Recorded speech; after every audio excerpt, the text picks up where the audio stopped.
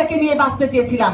আমরা জানি যে তিনি আমাদের মাথার উপরের ছাতি একজন, তো আমরা সেই ছাতিটাকে চাই রোদে বৃষ্টিতে তুফানে সবসময় যেন তিনি আমাদের আগলে রাখতে পারেন।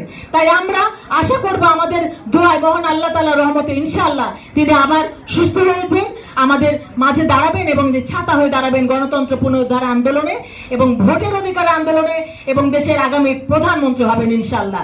সেই প্রার্থনা করি আজকে সবাইকে নিয়ে।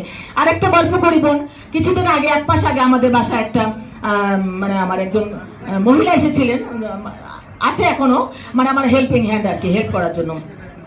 তো কোথায় থাকো? গোপালগঞ্জ। তা আমি গোপালগঞ্জে থাকো, এখানে তো জায়গা হবে না। বলে কি না, আমরা কেউ হাসিনা পার্টি করি না, আমরা সব খালেদা জিয়ার দল। বলে ম্যাডাম আপনাকে বলে বোঝাতে পারবো না, আমরা সবাই চুপচাপ থাকি, কিন্তু আমাদের ভোটগুলো একটাও অন্য জায়গায় যায় না, সব ধানের শেষে, কিন্তু আমরা তো ভোটই দিতে পারি না। সেজন্য আমরা বলি যে আসলেই যদি স্বচ্ছ নির্বাচন হয়, যদি দেশের জনগণ নিজের ভোটটা নিজে দিতে পারে, তখনই দেখবে দেশের জনগণ যে কি আমরা পেলাম।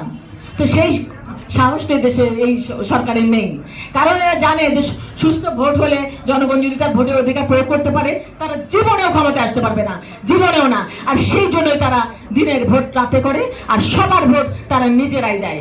তো সেই জন্য আমাদেরকে রুখে দাঁড়াতে হবে। আমার নেত্রী আমার মাকে মুক্ত করতে হবে। আসলে আমরা সবাই মিলে দোয়া করি ইনশাআল্লাহ মা যেন তাড়াতাড়ি সুস্থ হয়ে ওঠেন, আমাদের মাঝে ফিরে আসেন এবং আমাদের আগামীর প্রধানমন্ত্রী অবশ্যই যেন হন এবং দেশনায়ক তারেক রহমানের জন্য ফিরে আসেন। আসলে আমরা দোয়া করি যেন আমাদের মা সুস্থ হয়ে ওঠেন তাড়াতাড়ি। ধন্যবাদ সবাইকে। আসসালাম।